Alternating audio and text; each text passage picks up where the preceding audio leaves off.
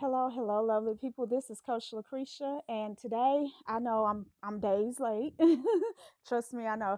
And I've been trying to make time to do this video because I didn't want to just rush through it. I wanted to actually put some energy into it and kind of let you guys know what you have to look forward to when we get ready to do the classes about sovereignty, energetic sovereignty, soul sovereignty, the kind that actually matters.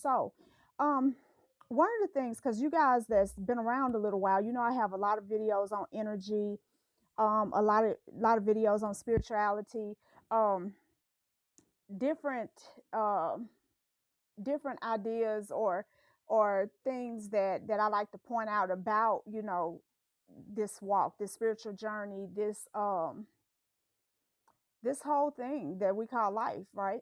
Okay, so but here's one of the things that I tend to go through with my clients that I don't talk about a whole lot on camera, but it's about sovereignty or declaring your soul sovereignty. So one of my sisters, Eclectic Crystal, is actually or has just recently done a video series on soul contracts, and a lot of people don't realize what that is. But if you think back long and hard, you'll probably remember times when you realized, like, this realization came to you, like, hey, I signed up for this life. What was I thinking? Like, I chose this though. For what? You kind of just know that you are exactly where you chose to be. Like, you made an agreement to come and live this life for whatever purpose, principle, or point you had to make. It was a purpose though, for sure, not just some randomness, but everything that happens in this whole wide universe is, even the chaos is orderly. So that's important to point out. So there was a purpose in you coming to this time, to this body that you inhabit, to the family that you're in, to everything. It has a purpose. um but just because we got here by signing soul contracts, and just because we make all these agreements in our life, does not mean, and should not mean, that we're forever bound to them. No, not at all.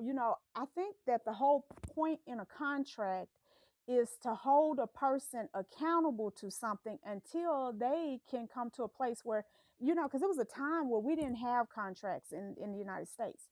People pretty much shook hands, and shaking hands was just as it was considered just as binding as the paperwork that we sign right now.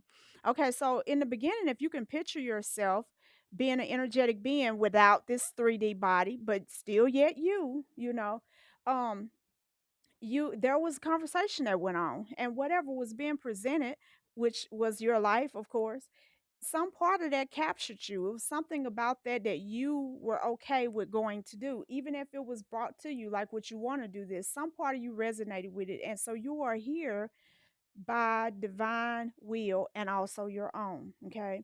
Now, when this is when you know that you have reached that point of ascension, that you cannot go any further until you cancel those contracts, is because everything starts feeling like a glass ceiling. But the problem is, not only do you have the glass ceiling above you, it feels like all the walls begin to close in around you. Like, you start feeling like you're suffocating, like you can't get enough air, you can't get enough space, you can't get enough time, you can't get, you can feel that urgency, and you don't even know why it feels so urgent, but it's almost like you're being pressed to death.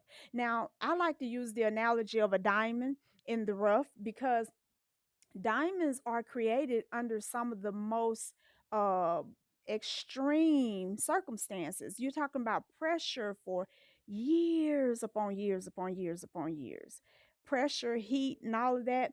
It's not easy to find a diamond and that kind of thing. And then when you find it and you clean it up, you also have to deal with the fact that you have to cut it and polish it and this and this. It's just a lot that goes into it. Okay. And so we're like that. We are exactly like that. Okay, I'm sorry guys. I kind of lost my train of thought. Somebody was at the door. But so um energetic sovereignty.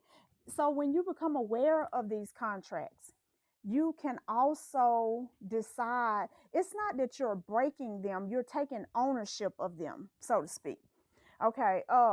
Some of them you will break. Some agreements that you've made, some of these soul contracts that you've signed, they need to be broken. Okay. It's like, and what happened with me when I discovered that I was tired, I don't, and I know that it was channel information, but I just decided, I was like, okay, I know I agreed to come here and all this suffering or whatever, but this is it. If whatever dues I ain't paid before now will not get paid, I am done suffering. I'm done living according to the whims of whatever may happen outside of me. I'm going to take control from here. I got this. That's basically what I said. Now, for a lot of people who are still very programmed mentally by religion, that seems like a very prideful and dangerous thing to say. But the truth of the matter is, we have to, even when you guys say ashe one to another, um, even when you're saying namaste, all these different things that you do in these prayers and different things, these rituals and stuff that you do, you're basically saying that I respect the divinity within you, or I see the divine power within you, because each of us have a unique aspect of the divine in us. Okay. And so, um, you are just like a child. A child is under parents as long as necessary, but the day comes when that child gets to actually express their own adulthood and move into it, and it doesn't offend the parents. See, we're not going to offend the Most High or divine source or whatever by um, embracing our own divinity. We're actually doing what we're supposed to be doing, what we were, the knowledge that was stolen away from us to keep us at a place where we're energetic food for others, has now, that knowledge, it was dark and it was snatched away, now it's being released again to remind us that we're not here just to be, paying bills, paying taxes, eating, pooing, sleeping, whatever, until we die. We're here to elevate and embrace our divinity. Everybody won't do it this lifetime. That's fine. It takes some people a little longer than others. That doesn't matter. The point is still yet that we come fully to a place of oneness, oneness with the divine, oneness with the Most High, oneness within ourselves. So when you're declaring your sovereignty, and this is something I teach in the class, the only thing I'm going to say about it on this video is that um, you are basically counseling any soul contracts. Some of you are still under multiple contracts. Any agreements, rather prior to this incarnation or since this incarnation, and agreements can be anything, even how sometimes we always talk about how poor we are, how broke we are, how bad our credit is. These agreements that we make with our mouth, with our heart, we really feel like this is the reality. It does not have to be your reality, but when you agree with it, it becomes your reality. So all of that stuff has to be identified and canceled. And then you can stand in a place of sovereignty, meaning your divinity. Okay. And in that place, you're powerful. And there's no force that's going to really truly be able to oppose you, you know?